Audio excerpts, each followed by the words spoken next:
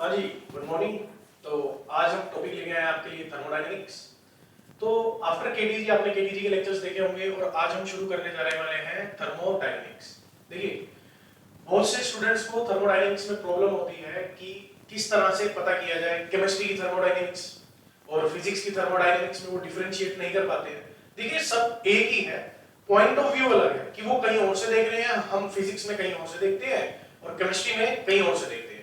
तो सबसे पहले हम इस चीज को क्लियर कट करते हैं कि फिजिक्स वाली थर्मोडायनेमिक्स में क्या पढ़ना है और केमिस्ट्री की थर्मोडायनेमिक्स में क्या पढ़ना है।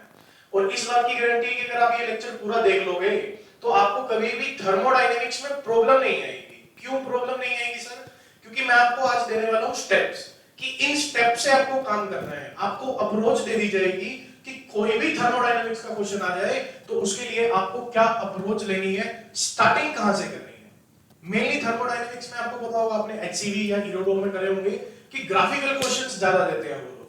तो हमने ग्राफ के ऊपर किस तरह से अपनी पकड़ बनानी है, बिल्कुल पकड़ लेंगे उसको ध्यान से। तो थर्मोडायनेमिक्स आपके सामने टॉपिक लिखा हुआ थर्मोडायनेमिक्स का। तो thermo means heat and dynamics means उसकी मूवमेंट। मेनली हम यहां पर स्टडी करने वाले हैं हीट की मूवमेंट को, कि हीट किस तरफ जा रही है। देखिए, अगर आपने न्यूटन की मैकेनिक्स पढ़ी है, उसमें ब्रह्मास्त्र को पढ़ा है कि एनर्जी सारी गेम किसकी खेली जाएगी, एनर्जी की। अगर आप देखें एनर्जी से क्या होने वाला है, वर्क डन, और वर्क डन से क्या आएगा, फोर्स, और फोर्स से क्या आएगी, एक्सीलरेशन, एंड एक्सीलरेशन से चेंज इन वेलोसिटी। हमने केटीजी में भी इसी बात को देखा था। हम केटीजी में डिफरेंट टाइप के प्रेशर मेजरमेंट कर रहे थे। क्यों? क्योंकि गैस पार्टिकल्स के पास क्या प्रेजेंट थी, वेलोसिटी। और उस वेलोसिटी, जब वो वेलोसिटी के साथ एक कंटेनर के साथ कोलाइड करते थे तो वहां पर होता था चेंज इन मोमेंटम, और उस मोमेंटम में चेंज होने की वजह से क्या आ रही थी हमारे पास, फोर्स। और वही फोर्स पर यूनिट एरिया क्या कहला रही थी हमारे लिए, प्रेशर। और वहां से हम प्रेशर का फॉर्मूला लेके आए थे, P = 1/3 mnc²। क्लियर? तो अब शुरू करते हैं थर्मोडायनेमिक्स के बारे में। ध्यान से देखिए, थर्मोडायनेमिक्स में हम लोग क्या पढ़ने वाले हैं थर्मोडायनेमिक्स में, कि हीट की मूवमेंट किस तरफ होने वाली है। तो सबसे पहले जो थर्मोडायनेमिक्स का हमारे पास रहने वाला है वो रहने वाला है प्रेशर, वॉल्यूम, वर्क डन। तो एक बार मैं दोबारा से आपको रिपीट कर देता हूं कि व्हाट इज प्रेशर। तो प्रेशर के बारे में ध्यान से सुनिएगा कि प्रेशर क्या होता है। सर प्रेशर क्या है हमारे पास, प्रेशर और कुछ नहीं है यार, फोर्स है। फोर्स पर यूनिट एरिया को प्रेशर बोल देते हैं। देखिए, जैसे कि आप इस पूरी, मान लो कि ये मेरा इसमें जो 10 सेंटीमीटर स्क्वायर का एरिया है, इस पे आपने फोर्स लगाया 10 न्यूटन का। कितने न्यूटन का फोर्स लगाया, 10 न्यूटन का। लेकिन मेरे को प्रेशर फाइंड आउट करना है। प्रेशर होता है फोर्स पर यूनिट एरिया, कि 1 सेंटीमीटर स्क्वायर पे कितना होगा सर, इतना बताइए। टोटल पे जो लग रहा है बात ठीक है, लेकिन एक पे कितना लग रहा होगा उसे क्या बोला जाता है, प्रेशर। अगर फोर्स देखें तो 10 न्यूटन की है सर, एरिया 10 सेंटीमीटर स्क्वायर है, तो कितना आ गया, 1 न्यूटन पर सेंटीमीटर स्क्वायर। मतलब 1 न्यूटन पर सेंटीमीटर स्क्वायर में आपका कितना लग रहा है जी, जो प्रेशर लग रहा है जी। क्लियर? तो हम थर्मोडायनेमिक्स में सबसे पहले किस में जाने वाले हैं, प्रेशर, वॉल्यूम, वर्क डन में। तो इसको क्लियर कर लेते हैं पहले कि sir pressure, volume, work done. अब देखिए क्या करने वाले हैं इसके अंदर। हमने क्या किया, एक कंटेनर लेते हैं, एक कंटेनर ले लेते हैं। आएगा क्यों नहीं आएगा, आ गया। इस कंटेनर में मैंने क्या किया, एक पिस्टन ले लिया। ये जो पिस्टन है ये मूवेबल है, मूव कर सकता है। ठीक है, ये मूव कर सकता है। इस पिस्टन का एरिया A है और अंदर यहां पे गैसियस पार्टिकल्स पड़े हुए हैं। गैसियस पार्टिकल्स पड़े हुए हैं। अब सुनो, जैसे ही आपने इस पे क्या किया, हीट प्रोवाइड की, जैसे ही आपने इसको हीट दिया तो जो हमारे पास ये पार्टिकल्स हैं, गैसियस पार्टिकल्स हैं, ये क्या अटेन कर लेंगे अपने पास, एनर्जी। और एनर्जी की वजह से ये मूवमेंट शुरू कर देंगे अपना।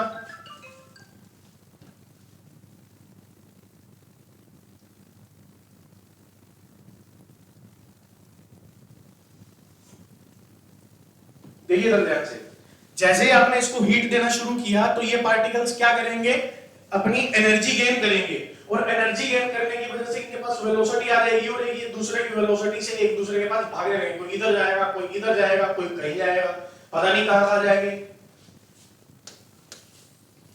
तो हम क्या करते हैं, इसको इधर लेते हैं और ये देखिए इस पे काम करते हैं। अब सुनो, इसके पास जैसे ही एनर्जी आई तो ये ऊपर की ओर इस जो पिस्टन है इसके साथ टकराने वाले हैं कि नहीं टकराने वाले हैं, टकराएंगे। और जैसे ही इनका टकरा के वापस आएंगे, टकराएंगे वापस आएंगे, और किस में चेंज आएगा, मोमेंटम में। और मोमेंटम में चेंज आया तो ऊपर की ओर क्या लगने वाली है, फोर्स। क्या लगने वाली है, फोर्स। और अगर मैं ये फोर्स ऊपर की ओर लगी तो ये पिस्टन किसकी तरफ चला जाएगा, ऊपर, तो पिस्टन मूव करेगा। तो मान लो ये पिस्टन की इनिशियल पोजीशन और ये पिस्टन की फाइनल पोजीशन। ये क्या आया मेरे पास, dx का डिस्प्लेसमेंट, कि सर इस पे फोर्स लगी तो इतना डिस्प्लेसमेंट इसने कर लिया। आपने घर पे भी देखा होगा कि जब आप किसी चीज को नीचे से गर्म कर रहे हो, ऊपर से कवर रखा है, तो वो उठने लगेगी ऊपर। क्यों उठ रही है, क्योंकि उस पे प्रेशर लग रहा है, मींस फोर्स अप्लाई हो रही है वहां पे। तो अब फोर्स देखते हैं। अब सुनो, अगर मैं इस केस में वर्क डन लिखूं तो वर्क डन कितना आएगा मेरे पास, F dot dx। Work done का फॉर्मूला तो यही होता है, F dot dx, F dot dx। अब सुनो, क्या मैं ये dx डिस्प्लेसमेंट है और F क्या है मेरे पास, फोर्स। अब देखो यहां पर हम क्या करते हैं, फोर्स नहीं लिखते हैं, फोर्स को प्रेशर की टर्म्स में लिखा जाएगा। तो आइए, तो प्रेशर क्या होता है मेरे पास, फोर्स पर यूनिट एरिया। अच्छा, फोर्स की जगह क्या लिखूंगा मैं, pressure into area into displacement, और area into length. Displacement length है, एरिया इनटू लेंथ क्या बन जाती है, वॉल्यूम। क्या बन जाती है, वॉल्यूम। तो इसको मैं क्या लिख सकता हूं, P डेल्टा V। तो वर्क डन का क्या फॉर्मूला निकला है मेरे पास, P डेल्टा V, क्योंकि dx था ना, dx स्मॉल चेंज के लिए, डेल्टा किसके लिए, बिग चेंज के लिए हमने लिख लिया। अब डेल्टा V मतलब क्या है यहां पर, change in volume, change in, देखिए क्योंकि ये ऊपर जाएगा, देखो पिस्टन ऊपर की ओर गया तो अंदर का वॉल्यूम बढ़ गया कि कम हो गया, बढ़ गया, इंक्रीज हो गया। तो ये जो डिस्प्लेसमेंट है हम डायरेक्ट मेजर ना करके किसकी टर्म में मेजर करते हैं, वॉल्यूम की टर्म में मेजर करते हैं, है ना। जैसे कि आपने बायोलॉजी में भी देखते हो कि ग्रोथ को मेजर करने की बहुत सारी टेक्निक्स हैं, कि किस तरह से आप मेजर कर सकते हो। सर फ्रेश वेट से करना चाहेंगे, ड्राई वेट से करना चाहेंगे, कैसे करना चाहेंगे, it's all depends on you. और हम थर्मोडायनामिक्स में डिस्प्लेसमेंट नहीं लेते हैं, क्या लेते हैं, चेंज इन वॉल्यूम। क्या लिखा जाएगा, चेंज इन। तो वर्क डन का फॉर्मूला मेरे पास क्या निकल के आया यहां से, P delta V, P delta V। Unit ले लो, प्रेशर की यूनिट न्यूटन पर मीटर स्क्वायर, न्यूटन पर मीटर स्क्वायर। वॉल्यूम की यूनिट मीटर क्यूब, क्या आ जाएगी यूनिट, न्यूटन मीटर। वही आ गई, वर्क डन की यहां से भी निकालो तो न्यूटन मीटर ही आती है, फोर्स की न्यूटन, उसकी मीटर। तो ऐसा यूनिट कहीं से भी किसी भी फॉर्मूले से निकाल लो, सेम आने वाली है। तो सबसे पहले मैंने वर्क डन को पकड़ा कि वर्क डन का फॉर्मूला क्या है sir, P delta V, P delta V। अब देखो हम इसके दो केस बनाते हैं। Case 1, when volume is increasing, देखना ध्यान से। और केस 2 लिखता हूं मैं यहां पर आपके लिए, व्हेन वॉल्यूम इज डिक्रीजिंग। दो केस लिखते हैं, चलो। पहला case when volume is increasing, ध्यान से देखिएगा। ये मेरे पास एक कंटेनर है, इस कंटेनर में मैंने क्या ले लिए, गैसियस पार्टिकल्स। ये इसकी इनिशियल पोजीशन थी। वॉल्यूम इंक्रीज का मतलब ये पिस्टन को कहां जाना चाहिए, ऊपर या नीचे, ऊपर, तभी वॉल्यूम इंक्रीज होगी। तो मैं इसको ऊपर ले गया, तो ये कौन सी पोजीशन आ गई मेरे लिए, फाइनल। ये चेंज इन वॉल्यूम आया डेल्टा V। अच्छा, वर्क डन क्या लिखूंगा, P delta V। P delta V की जगह क्या लिख पाएंगे जी, V final minus V initial. इस केस में कौन ज्यादा है, फाइनल या इनिशियल, फाइनल। तो सीधी सी बात है, अगर फाइनल ज्यादा है और आप इसको सोल्व करोगे तो वैल्यू कैसी आ जाएगी, पॉजिटिव या नेगेटिव, पॉजिटिव। क्योंकि ज्यादा में से कम वाला माइनस करोगे भाई तो पॉजिटिव वैल्यू आएगी। बात करते हैं व्हेन वॉल्यूम इज डिक्रीजिंग। पहले ये था जी इनिशियल वैल्यू, अब ये हो गई फाइनल वैल्यू। पहले वॉल्यूम ज्यादा था और बाद वाला वॉल्यूम कम हो गया। अगर वर्क डन की बात करूं तो क्या आएगा, P डेल्टा V, खोल के लिखा तो आया P V final minus V, कौन ज्यादा है इनिशियल या फाइनल? तो इनिशियल अगर ये वैल्यू ज्यादा है तो इसमें से इसको माइनस करूंगा तो वैल्यू कैसी आ जाएगी, नेगेटिव। कैसी आएगी? तो वर्क डन दो प्रकार से आ सकता है, अब यहां से टू टाइप का। इस केस में वर्क डन कैसा आ जाएगा, पॉजिटिव।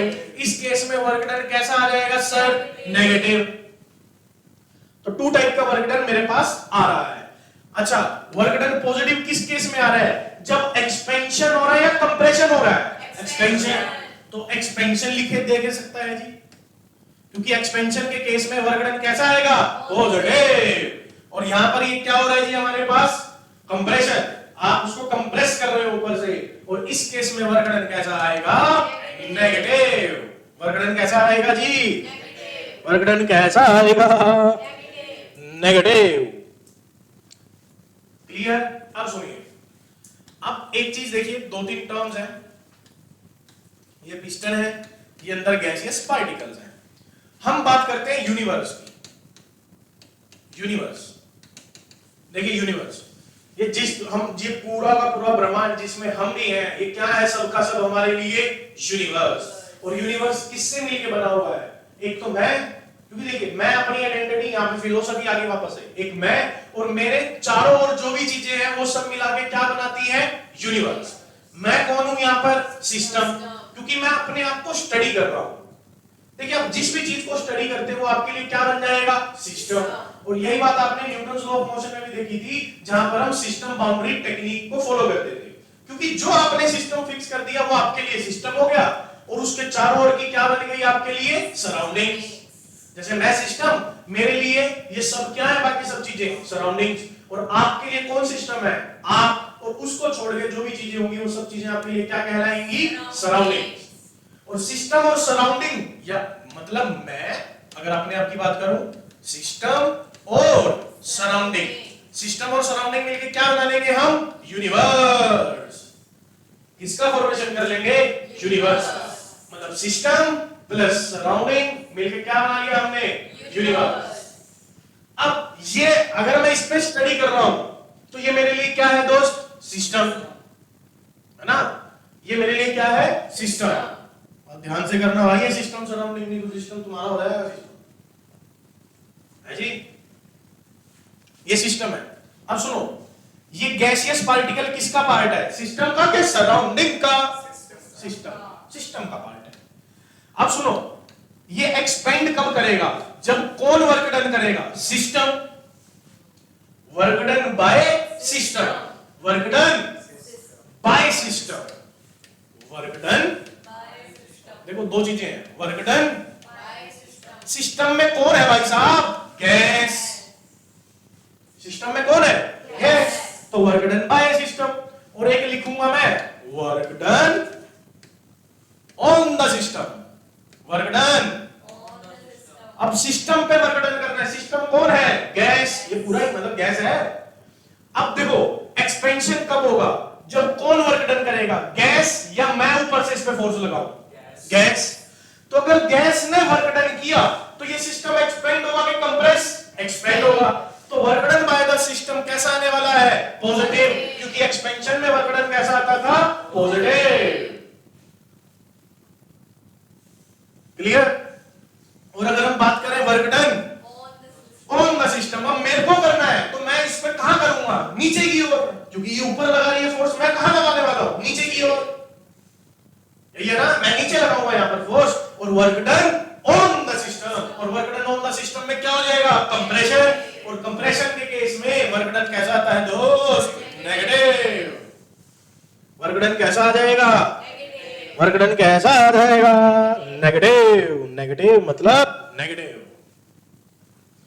तो work done by the system, work done on the system. पहली अप्रोच सेट कर लो, न्यूमेरिकल वर्जन में वो यही लिख के देगा, यहीं से पहचानना होगा कि एक्सपेंशन हो रहा है या फिर कंप्रेशन हो रहा है, कि आपको वर्क डन कैसा लेना है, पॉजिटिव या फिर नेगेटिव। तो आप यहां से डिसाइड करेंगे। क्लियर? हाँ जी क्लियर। अब हम चलते हैं थर्मोडायनेमिक प्रोसेस की ओर।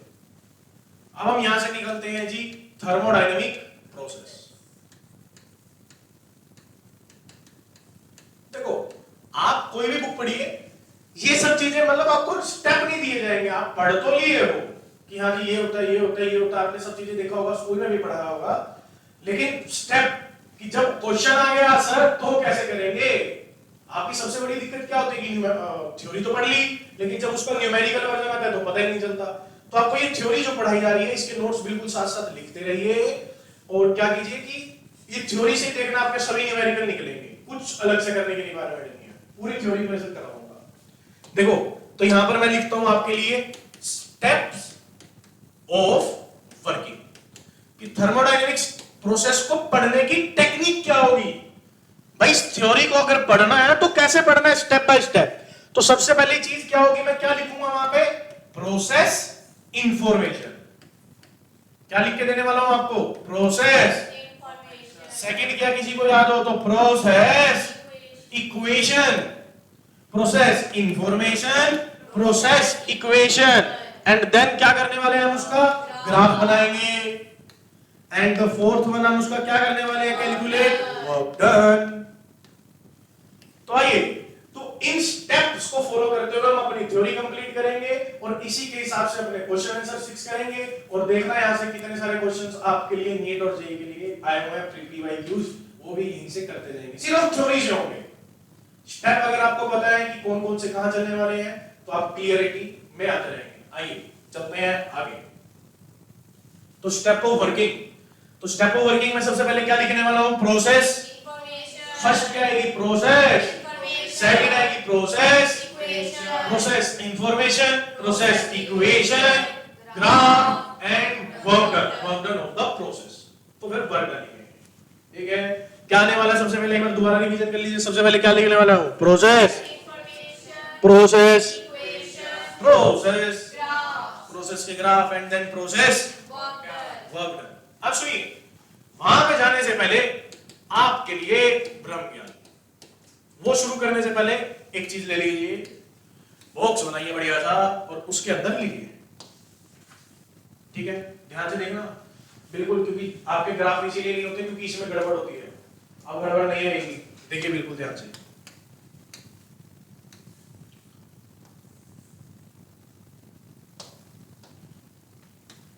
ये y है, ये x है। अच्छा सुनिए, if y is inversely proportional to x, graph कैसा आता है, रेक्टेंगुलर हाइपरबोला। स्ट्रेट लाइन नहीं आया यहां पे, रेक्टेंगुलर हाइपरबोला, ये आएगा रेक्टेंगुलर हाइपरबोला। अब बात आती है कि अगर ऐसे हो जाए कि y is inversely proportional to x square, अब इन दोनों ग्राफ में से मेरे को पता है कि ये भी क्या आने वाला है, रेक्टेंगुलर हाइपरबोला, लेकिन कहां आएगा सर, कौन सा होगा, या तो a हो सकता है या फिर b हो सकता है। तो कौन सा आने वाला है, देखो यहां पर क्या है, रेक्टेंगुलर हाइपरबोला के लिए आपके लिए ट्रिक है, इसको आप फॉलो कर लीजिए। ट्रिक क्या है, जिसकी पावर ज्यादा, जिसकी पावर वो ग्राफ कहां रहेगा, नीचे गिर जाएगा, नीचे गिर जाएगा। तो याद रखना, रेक्टेंगुलर हाइपरबोला अपने ही भार के तले दब गया, क्योंकि जिसकी पावर ज्यादा वो कहां गिर जाएगा, नीचे। अब देखो आप बताओ, y is inversely proportional to x का ग्राफ तो था ये, अब आप बताओ y is inversely proportional to x square का कौन सा होगा, a या b, b। तो ये मेरे लिए किसका हो गया, y is inversely proportional to x square. अच्छा अब मैं कहूं y is inversely proportional to x cube, इन तीनों में से कौन सा ग्राफ, a, b या c, हाँ मतलब इनमें से कोई नहीं है सर, एक और आएगा, कौन सा, d। तो जिसकी पावर ज्यादा वो ग्राफ नीचे, और उतना नीचे गिर जाएगा, और नीचे गिरेगा, गिरा हुआ इंसान है। क्लियर यहां तक की गेम। देखो हम रिवाइज कर लो एक बार दोबारा से। हम थर्मोडायनेमिक्स पढ़ते हुए आ रहे थे, वहां पर हमने वर्क डन का फॉर्मूला देखा, P डेल्टा V निकाला। अब यहां पे हम कहां पे बैठ के वर्क डन कर रहे हैं, अंदर, तभी पॉजिटिव ले रहे हैं। केमिस्ट्री वाले कहां से वर्क डन करते हैं, बाहर से। फिजिक्स वाले कहां से करते हैं, अंदर से। इसलिए हम बोलते हैं फिजिक्स वाले कहां से वर्क डन करते हैं, अंदर से, मतलब दिल से वर्क डन होता है। ये वर्क डन कहां से होता है, दिल से। तो फिजिक्स वाले दिल से करते हैं, केमिस्ट्री वाले ऊपर ऊपर से करते हैं। इसीलिए आपको फिजिक्स की थर्मोडायनामिक्स तो आ जाती है, लेकिन केमिस्ट्री की थर्मोडायनामिक्स नहीं आती, वहां कंफ्यूजन है। सर ऊपर से हमारा फॉर्मूले तो आ जाते हैं, अरे हाँ हैश रूल लगा के आप आंसर तो निकाल लोगे, लेकिन अगर उसकी डिटेल आपसे पूछ ली जाए कि ये कर क्यों रहे हैं, वहां फंस जाते हैं। इसीलिए अगर आप एडवांस के क्वेश्चन देखेंगे तो वो नहीं होते। तो अब हम चलते हैं अपने गेम पे। तो प्रोसेसेस के बारे में, थर्मोडायनेमिक प्रोसेस एक एक करके शुरू करते हैं। Thermodynamic process, thermodynamic process. तो आइए, सबसे पहले प्रोसेस कौन सा है जी मेरे पास, आइसोबारिक। पहला सबसे प्रोसेस कौन सा लिया मैंने, आइसोबारिक प्रोसेस। अब देखिए, हम इन केटीजी एक इक्वेशन प्रूव करके लेके आए थे, कौन सी, PV is equal to NRT, PV is equal to NRT. तो आइसोबारिक प्रोसेस में क्या चीज कांस्टेंट होती है, आइसोबार, क्या चीज कांस्टेंट रहेगा, प्रेशर कांस्टेंट। क्या होता है आइसोबारिक प्रोसेस में, प्रेशर, क्योंकि आइसो का मतलब होता है सेम, बार का मतलब होता है भार। आइसो का मतलब होता है सेम, भार का मतलब होता है भार, ठीक है ना। अगर आपसे कोई बोले कि आइसोबारिक प्रोसेस में क्या चीजें कांस्टेंट रहेंगी, तो आप कहोगे क्या सर, प्रेशर कांस्टेंट होगा। दूसरा n, what is n, number of moles, ये भी क्या रहने वाले हैं इस कंडीशन में, कांस्टेंट। तो आइसोबारिक प्रोसेस के लिए दो चीजें हैं, pressure constant and number of moles constant. अब देखो स्टेप, आइए सबसे पहले स्टेप वो वर्किंग में क्या था, प्रोसेस इंफॉर्मेशन लिख ली भाई क्या होता है। अब प्रोसेस की इक्वेशन, तो प्रोसेस इक्वेशन लिखते हैं, प्रोसेस इक्वेशन। इक्वेशन में क्या आएगा, PV is equal to NRT, इसी से निकालूंगा पीवी इज इक्वल टू, क्या क्या चीजें कांस्टेंट है, प्रेशर और नंबर ऑफ मोल्स। तो V is equal to, V is equal to NR upon में P into T। N constant है, R तो राइडबल मतलब sorry universal gas constant, constant रहेगा। P प्रेशर है, ये भी कांस्टेंट रहने वाला है। तो मेरे पास क्या आ गया निकल के, V is directly proportional to T, और ये मेरी कांस्टेंट की वैल्यू क्या आ गई यहां से, NR अपॉन में P। तो V is directly proportional to T, और ग्राफ में कांस्टेंट की वैल्यू क्या आ गई, NR अपॉन में P। अब सुनो, किसकी, कैसी है दोनों के ऊपर, लीनियर इक्वेशन है सर, क्योंकि मैक्सिमम पावर कितनी है 1, और लीनियर इक्वेशन का ग्राफ कैसा बनता है दोस्त, स्ट्रेट लाइन। कैसा बनेगा इसका ग्राफ, स्ट्रेट लाइन। तो आओ, तो हम ग्राफ क्रिएट कर लेते हैं, किसका, VT का। कैसा बनेगा VT का ग्राफ भाई, स्ट्रेट लाइन। और इसकी स्लोप की वैल्यू, स्लोप की वैल्यू, हाँ अब देखो जिसको मैथ नहीं आता वो कुछ नहीं होगा यहाँ पे। अब पूरी मैथ जो आपको बिल्कुल स्टार्टिंग में बेसिक मैथमेटिक्स पढ़ाई जाती है कि लीनियर इक्वेशन की, लीनियर ग्राफ की इक्वेशन क्या है, उसकी स्लोप क्या है।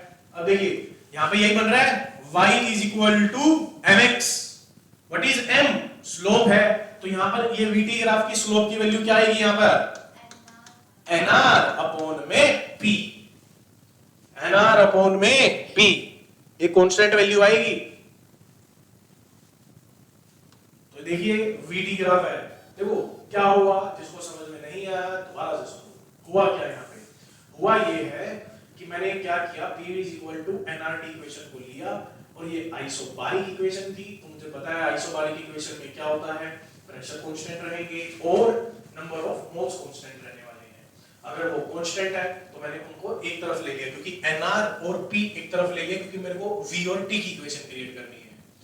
ये कांस्टेंट था, प्रोपोर्शनैलिटी लगाई, और वो कांस्टेंट की वैल्यू निकलेगी क्या, NR अपॉन में P। अब कांस्टेंट क्या आ गया मेरे पास, NR अपॉन में P।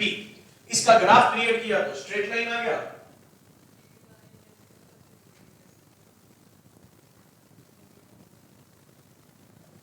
ग्राफ क्रिएट किया तो हमारे पास क्या आ गया, एनआर अपॉन में पी।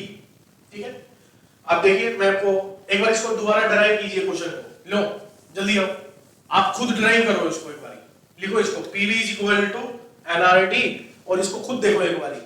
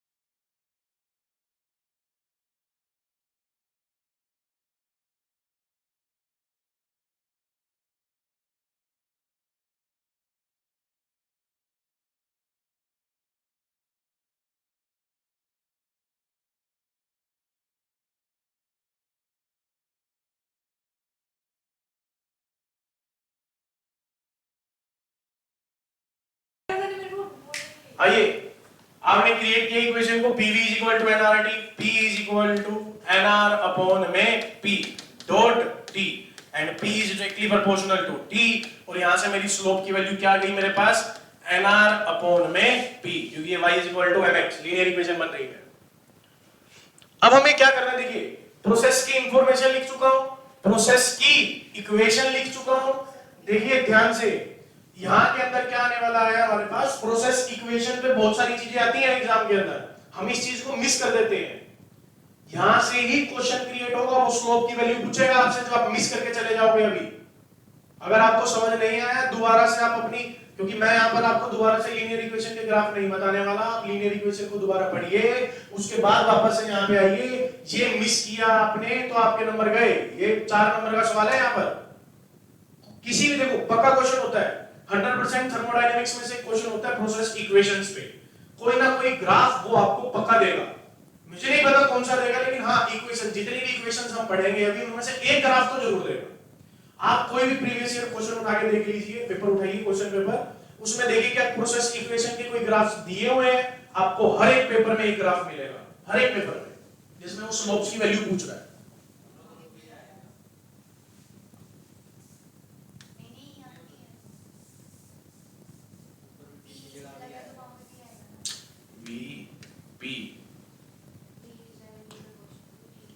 अब सुनो, अब मुझे क्या क्रिएट करने हैं यहाँ पे, ग्राफ। ग्राफ किसके लिए क्रिएट करने हैं, आइसोबारिक। आइसोबारिक में कौन कौन सी चीजें कौन सी रहती है, P और N। तो हमारे पास 3 ग्राफ बनने वाले हैं। सबसे पहले तो आइए कौन कौन से 3 ग्राफ बना लेते हैं।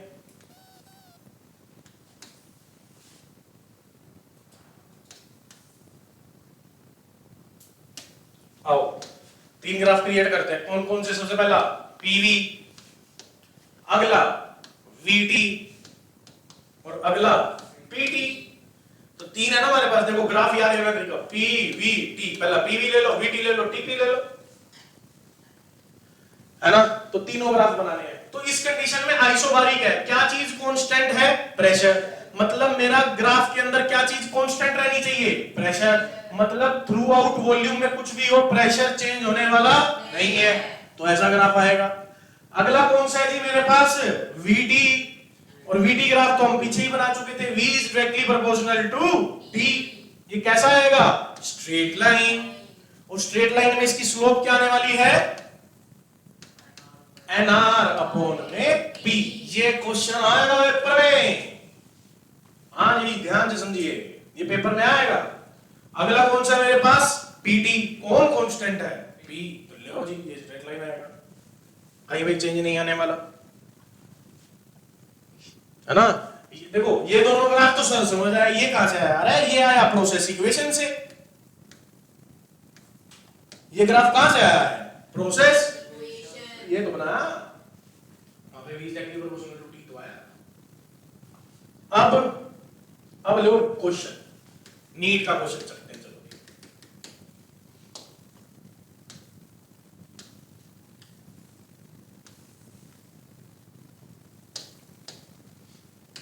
ये V है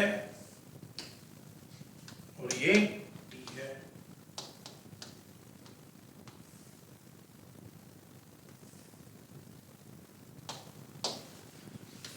P1 P2 कह रहे हैं जी, बताइए P1 is greater than P2, P2 is greater than P1, P1 is equal to P2, या फिर हमको नहीं पता, हमको नहीं पता।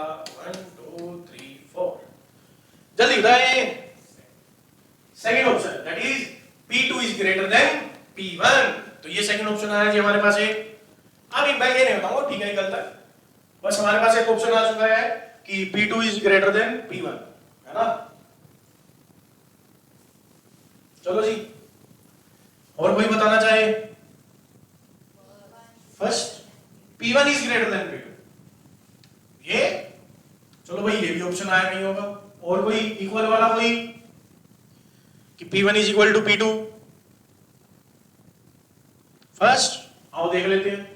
सबसे पहले ग्राफ देखिए किस चीज का बना हुआ है? VT का। और मैंने आपको बताया था कि ग्राफ को सोल्व कैसे किया जाता है, पहले समझिए ध्यान से। ग्राफ से हमेशा कितनी चीजें फाइंड आउट कर सकते हो आप? दो। कौन कौन सी? First is slope and the second one is area. तो स्लोप और एरिया, पहले आपको स्लोप निकालना है। यहां पर स्लोप का फॉर्मूला क्या होता है मेरे पास? y upon x। y axis पे कौन है मेरे पास? v। यहां पर कौन है? t,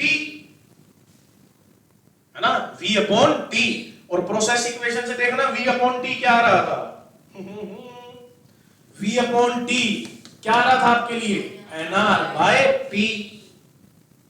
आ जाओ, तो v अपॉन t क्या आ रहा था आपके लिए? nr अपॉन में p। मतलब slope is inversely proportional to pressure. Slope is inversely proportional to. अब स्लोप कैसे पता करते हैं? एक्स एक्सिस से एंटी क्लॉकवाइज। ये θ1 और ये θ2, जिसका थीटा ज्यादा उसकी स्लोप भी ज्यादा, जिसकी स्लोप ज्यादा उसका प्रेशर कम, क्योंकि स्लोप और प्रेशर इनवर्सली प्रोपोर्शनल है। आपने यहां से देख के तो आंसर बोल दिया कि सर P2 ज्यादा है, लेकिन ये स्लोप के आंसर है। Slope inversely proportional to P है, तो जिसकी स्लोप ज्यादा उसका प्रेशर कम। स्लोप किसकी ज्यादा? P2 की, तो ये प्रेशर है कम। तो ऑप्शन क्या है मेरे लिए correct? First. Option first is the correct option. बोल रहा था ना मैं आपको, नीट में आया हुआ क्वेश्चन है, ऐसे करके क्वेश्चन पकड़ा देंगे आपको, कहेंगे लो खेल लो। तो देखो अभी भी काम करने का तरीका वही है। सबसे पहले process information, process equation, process का ग्राफ बनाएंगे, and the fourth one is work done calculate करेंगे।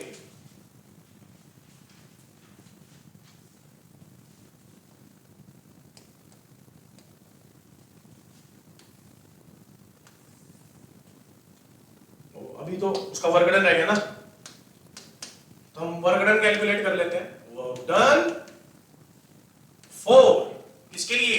आइसोबारिक। आइसोबारिक प्रोसेस के लिए क्या कैलकुलेट करना है मुझे? Work done. आ जाओ भाई, वर्क डन का फॉर्मूला क्या था? P delta V। अगर चेंज हो रहा है तो P डॉट dV। अगर वेरिएबल है तो डेल्टा V को dV लिख लिया, क्योंकि इस केस में प्रेशर प्रेशर क्या इस केस में कांस्टेंट, जो चीज कांस्टेंट होती है वो कहां जाएगी, बाहर, क्योंकि उसका तो इंटीग्रेशन होगा नहीं ना, v इनिशियल से लेके v final, that is dv, dv का इंटीग्रल v, सोल्व करो पूरा इंटीग्रल, अपर लिमिट माइनस लोअर लिमिट, तो v final minus work done, और वर्क डन क्या आ जाएगा मेरे लिए, p डेल्टा v, जो निकाला था वही आ गया, इसमें नहीं चेंज होता। अब सुनो, एक और चीज लिख सकते हैं हम यहाँ पे, work done is equal to integral of p dv, और p v किसके इक्वल होता है, nRT, तो इसी को लिख सकता हूं integral of nRT, integral of nR बार, अंदर क्या बच गया T, तब टेम्परेचर की गेम भी खेली जा सकती है यहाँ पे, तो दोनों तरफ से वर्क डन को कैलकुलेट किया जा सकता है। अभी जब न्यूमेरिकल्स आएंगे तो वहां पर इसका यूज करेंगे, अभी आप ध्यान दीजिए इसके वर्क डन निकाल कैसे रहे हैं। मेन बात है प्रोसेस इक्वेशन पे ध्यान दीजिए कि उस प्रोसेस इक्वेशन से ग्राफ कैसे क्रिएट किए जा रहे हैं, क्योंकि आप फंसने वाले हो ग्राफ में, कंफर्म है, और उनको भी पता है कि आपको ग्राफ नहीं आते। तो थर्मोडायनेमिक प्रोसेस में मेरा अगला जो प्रोसेस है वो कौन सा है, आइसोकोरिक। कैसा प्रोसेस है सर, आइसोकोरिक प्रोसेस, और आइसोकोरिक प्रोसेस में क्या चीज कांस्टेंट रहने वाली है, वॉल्यूम और नंबर ऑफ मोल्स। इसी आइसोकोरिक को और एक नाम में देते हैं isometric, isometric process, isometric process. सुनिए आइसोकोरिक, सबसे पहले क्या लिखने वाला हूं मैं, प्रोसेस इंफॉर्मेशन, प्रोसेस की इंफॉर्मेशन, प्रोसेस इंफॉर्मेशन हमें क्या बताती बचवा, क्या बताएगी, क्या चीज कांस्टेंट है, volume constant, number of moles भी कांस्टेंट, इनको चेंज नहीं होने देना, इनको चेंज नहीं होने देना। इंफॉर्मेशन आ गई, अब प्रोसेस, ये सबसे इंपॉर्टेंट है, प्रोसेस की इक्वेशन। प्रोसेस इक्वेशन क्या कहती है, आइए तो आ जाओ अपने वाले पे, PV is equal to nRT, volume constant है और जो जो सी चीजें कांस्टेंट है एक तरफ ले लो, P is equal to nR upon में V, आगे आ गया T, तो P is directly proportional to T, और कांस्टेंट की वैल्यू क्या आ गई यहां से, nR अपॉन में V, कांस्टेंट की वैल्यू क्या आ गई मेरे पास, नहीं V, P is directly proportional to T, formula बना सकते हो प्रोपोर्शनैलिटी से, क्या मिलेगा, P1 अपॉन T2।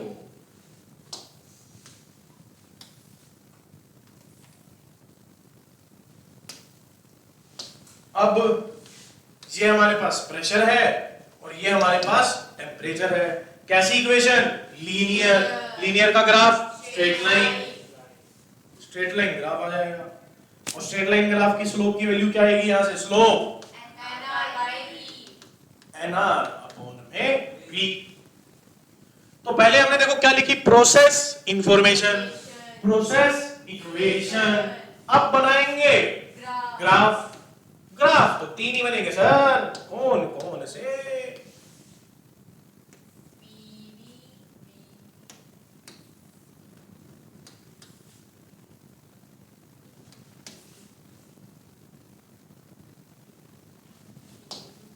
आ जाओ ग्राफ ले लो, PV, VT और PD, इधर P ले लिया इधर T ले लिया, आपकी मर्जी, ऊपर नीचे ले लो, कोई दिक्कत नहीं है। हाँ जी, प्रोसेस कौन सा, प्रोसेस तो लिख लेते आइसोकोरिक, या फिर क्या बोलता हूं मैं, आइसो, और क्या चीज कांस्टेंट रहने वाली है, वॉल्यूम और नंबर ऑफ, वॉल्यूम है इसमें तो वॉल्यूम कांस्टेंट, चक दो कांस्टेंट वॉल्यूम, इसमें भी वॉल्यूम कांस्टेंट, और पीटी ग्राफ आता है स्ट्रेट लाइन, और स्लोप की वैल्यू, स्लोप की वैल्यू क्या आती है, अपॉन में पी, नहीं वी, nR अपॉन में V, बस सिंपल क्वेश्चन आ गया ना, क्वेश्चन यहां से निकालते हैं,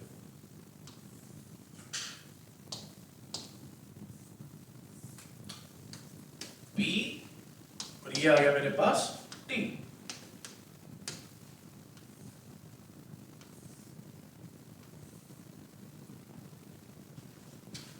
V1 V2 V3। तो अब आप बताइए, इसको एक सीक्वेंस में लगाइए, ऑर्डर में V1 V2 V3 कैसे आएंगे? V1 is greater than is equal to V2 V3 V3, जो भी आएगा इसको एक सीक्वेंस में लगाया जाएगा कि कैसे काम किया जाए।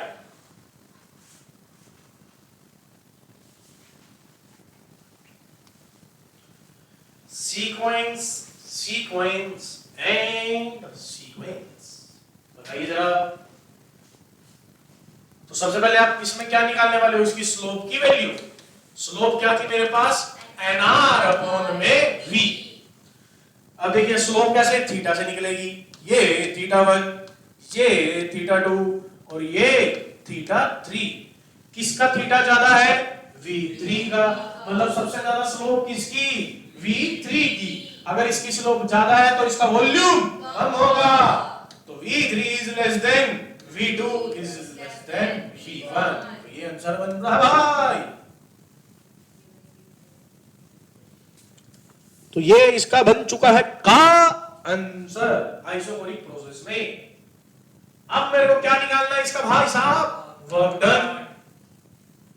वर्क डन का फॉर्मूला क्या था? Integral of P dV। What is dV? Change in volume. Change in volume. और प्रोसेस कैसा चल रहा है? ये आइसोकोरिक। आइसोकोरिक में चेंज इन वॉल्यूम कितना होता है? 0। और चेंज इन वॉल्यूम यहां कितना आएगा? 0। मतलब 0 को P से मल्टीप्लाई कर क्या आ गया? 0।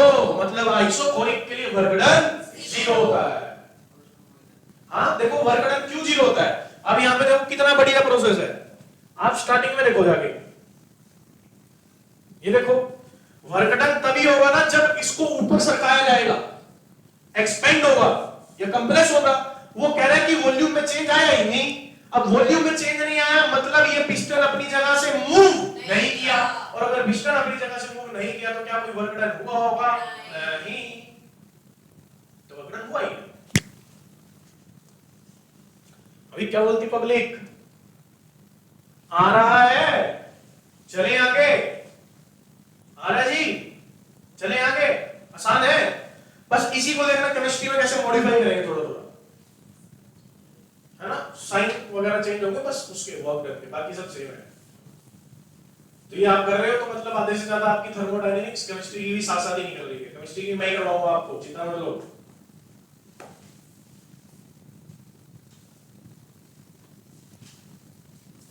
अब हमारे दो प्रोसेस हो चुकी हैं। पहला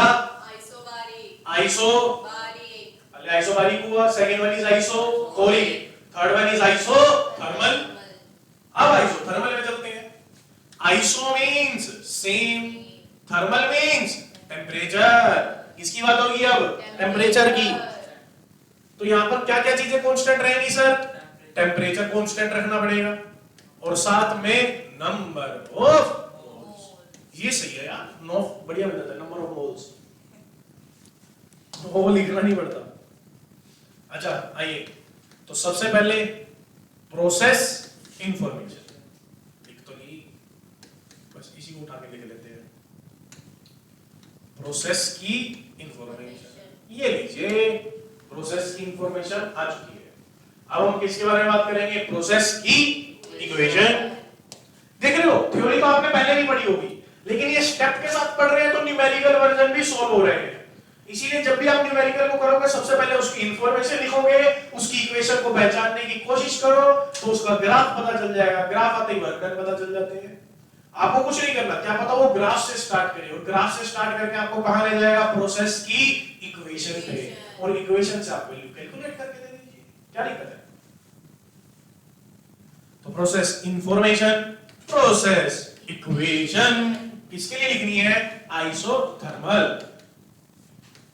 PV is equal to nRT। अब सुनो, N भी कांस्टेंट है, R भी कांस्टेंट है और T भी कांस्टेंट है। तो क्या बन गया ये देखो, P is equal to nRT into 1/V। तो P is inversely proportional to, और कांस्टेंट की वैल्यू क्या आ गई यहां पे? nRT। क्या बोलती पब्लिक? आओ फॉर्मूला फॉर्मूला ग्राफ, इसे ग्राफ बनाते हैं पहले। देखो पीवी का ग्राफ,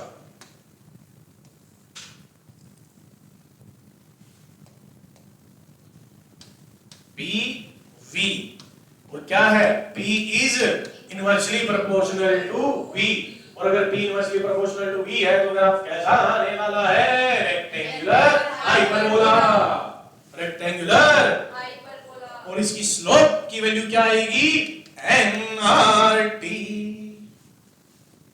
nRT। प्रोसेस इक्वेशन होने के बाद हम क्या निकालने वाले हैं, प्रोसेस के ग्राफ, क्या निकालने वाले हैं, प्रोसेस के। तो हमारे पास प्रोसेस इक्वेशन, प्रोसेस के फिर हमने इंफॉर्मेशन, इक्वेशन, अब हम क्या निकालने वाले हैं, ग्राफ। तो हम बात करेंगे ग्राफ पे। ग्राफ वही 3 टाइप के आ जाइए। फर्स्ट, क्योंकि 3 ही वेरिएबल है ना, उन्हीं को आपस में खिलाना होता है, कंपैरिजन है।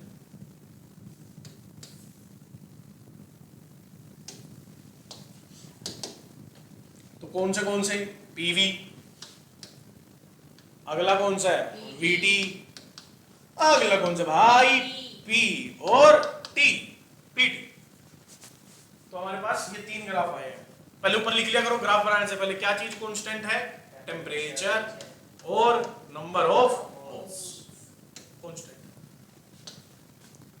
तो आई थिंक पीवी ग्राफ तो अभी बनाया, कैसा बनेगा, रेक्टेंगुलर हाइपरबोला, और स्लोप की वैल्यू क्या आने वाली है यहां से, nRT। VT का ग्राफ कैसा बनेगा, temperature constant, temperature constant, temperature constant, यहां भी टेम्परेचर कांस्टेंट। P में कोई भी इफेक्ट नहीं है, मतलब टेम्परेचर में कोई भी इफेक्ट आने वाला नहीं है।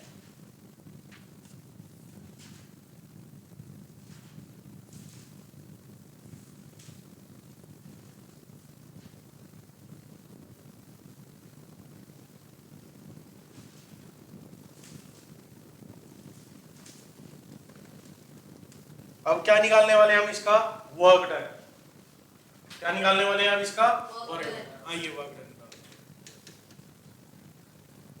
तो आइसोथर्मल का वर्क डन कैसे कैलकुलेट किया जाता है, work done is equal to P dot TV, PV is equal to nRT। यहां से प्रेशर को क्या लिख सकता हूं मैं, nRT अपॉन V, क्योंकि dV इंटीग्रल करना है ना विद रिस्पेक्ट टू, तो इसलिए लेके आया। तो यहां पे लिखूंगा nRT by V dot dV का इंटीग्रल।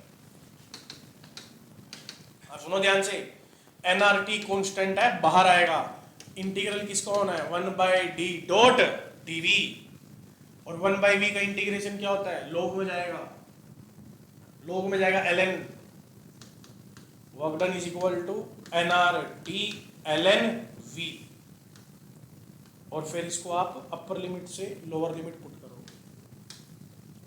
मतलब V इनिशियल V फाइनल।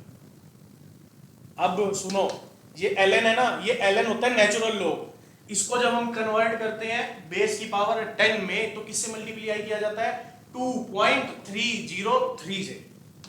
तो वर्क डन को मल्टीप्लाई करा तो क्या गया, 2.3 nRT ln की जगह क्या आ गया मेरे पास, log V final V initial.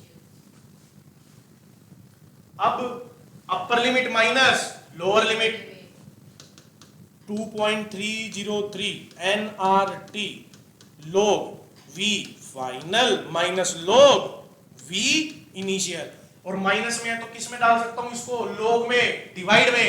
तो क्या बन गया वर्क डन का formula, 2.303 nRT log V2 upon V1, V2 V final है और V इनिशियल V1 है।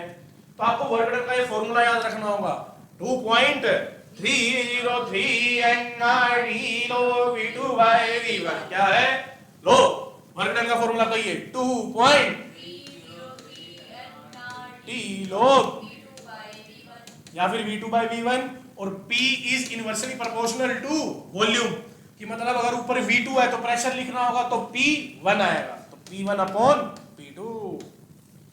हाँ जी, अब ये गेम प्रोपोर्शनैलिटीज की हैं।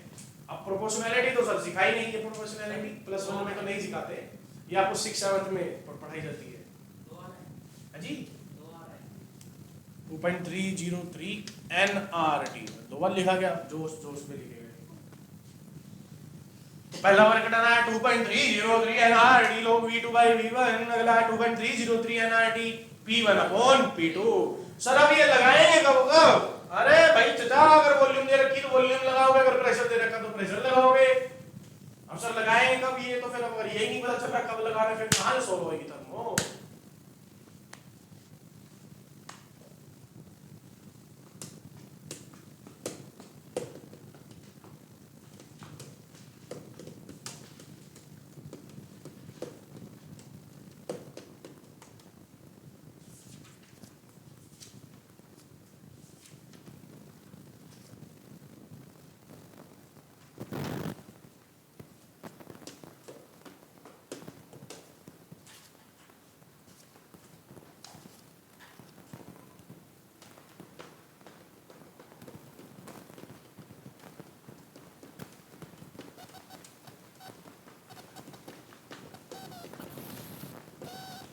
लीजिए भाई, आपने 3 प्रोसेस जो है वो पढ़े हैं। सबसे पहला कौन सा पढ़ा हमने? प्रोसेस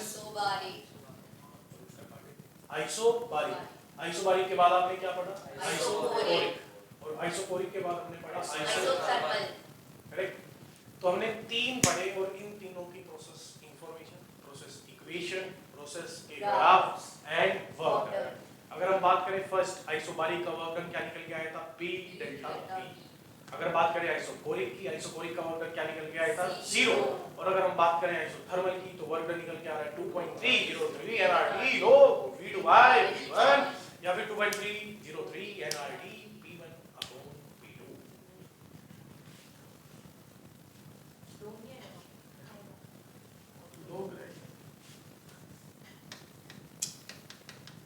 पहले तो लगाया था वो, जब ये हटाया ना तो log P1/P2। तो ये दोनों हमारे पास आ रहे हैं, है ना। चलो क्वेश्चन करते हैं, क्वेश्चन एक क्वेश्चन।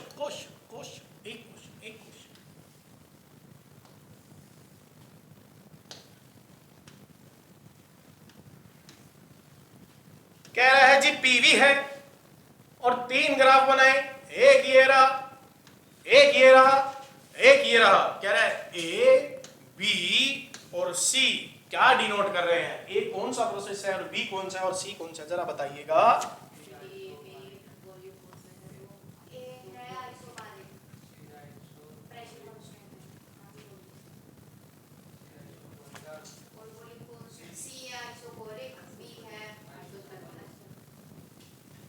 ओहो, तो ए कैसा है जी? निकाल दिया इन्होंने तो, क्योंकि इसमें प्रेशर कांस्टेंट है, तो कैसा बना? आइसोबारिक।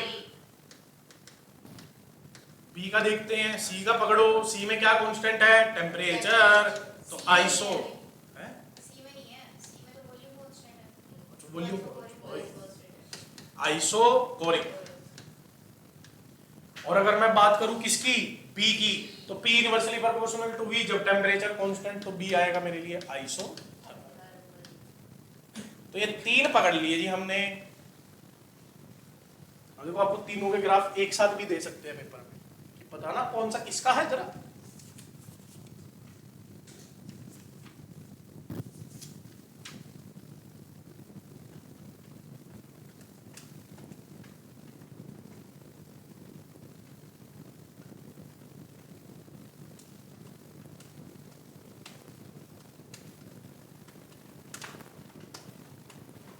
क्वेश्चन में करने के लिए लो जी, लिखो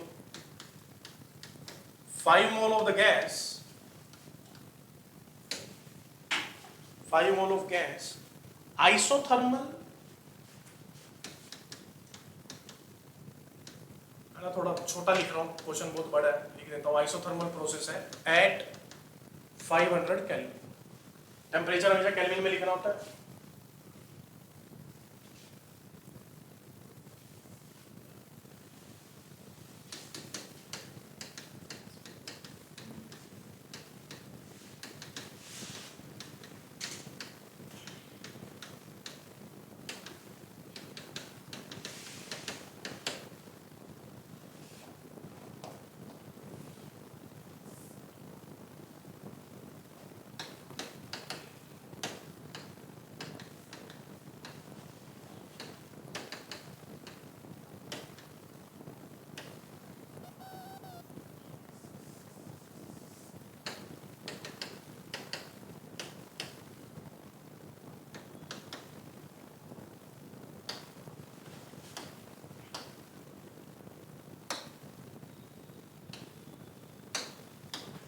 चलिए जी, 2 मिनट का टाइम है आपके पास, क्वेश्चन कीजिए फटाफट।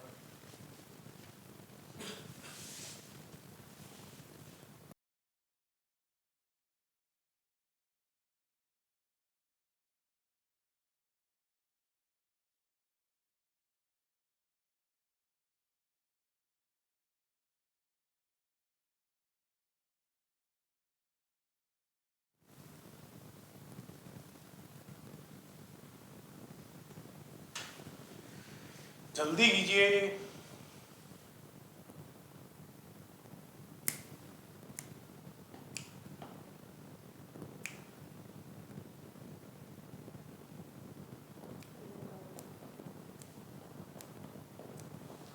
P1 नहीं दिया हुआ, वॉल्यूम दे रखा है, इसलिए आप वॉल्यूम के साथ गेम खेलेंगे।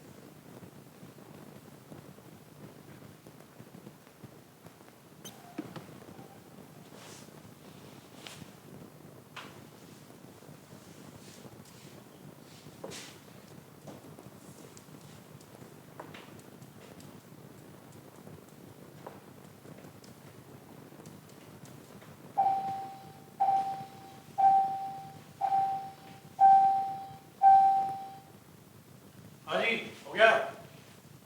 करें? किस किस का आंसर आ चुके हैं? अच्छा, एक चीज तो आपको देख के पता चल गई होगी कि आइसोथर्मल प्रोसेस है, वर्क डन निकालना है तो फॉर्मूला क्या लगेगा? Work done is equal to 0.303 NRD log V2 by V1, that is V final upon में V initial। आइए 2.303 N, what is N? number of moles। how many moles? 5 moles। R की जगह 8. T की जगह लो V2 मतलब final volume कितना था? 2 times, तो V से V कैंसल। log 2 की वैल्यू 0.3, तो बस आपके लिए मल्टीप्लिकेशन रह गया बस। 8.314 इंटू 500 इंटू log 2 की 0.3 मल्टीप्लाई करो, वर्क डन आ जाएगा भाई।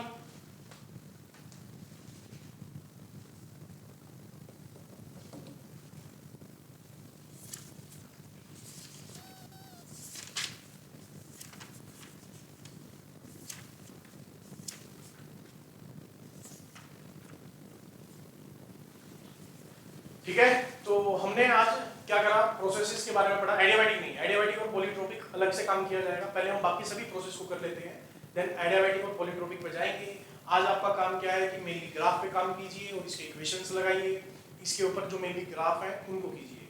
और अगर ग्राफ के बाद अगर आपके पास टाइम मिलता है आपको, जो कि मिलना ही चाहिए आपको, तो आप इसके जो थ्योरी वाले क्वेश्चंस हैं, छोटे छोटे 1 मार्क्स क्वेश्चंस, वो कर लीजिए और साथ में आप न्यूमेरिकल लगाने की ट्राई कीजिए, क्योंकि सेकंड में मैं खुद न्यूमेरिकल आपसे करवाऊंगा।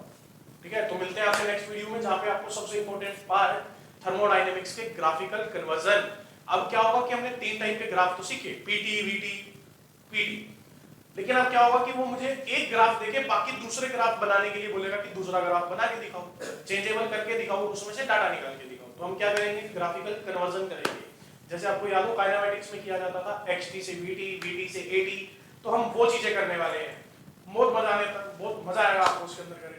तो आपका काम यही है कि पहले आप इस चीज को कर लीजिए, वीडियो को एक बार ध्यान से देखिए, और मिलते हैं आपसे नेक्स्ट वीडियो में, जहां पर हम पढ़ेंगे सबसे important topic, graphical conversion of the thermodynamics. ठीक है, मिलते हैं, बाय।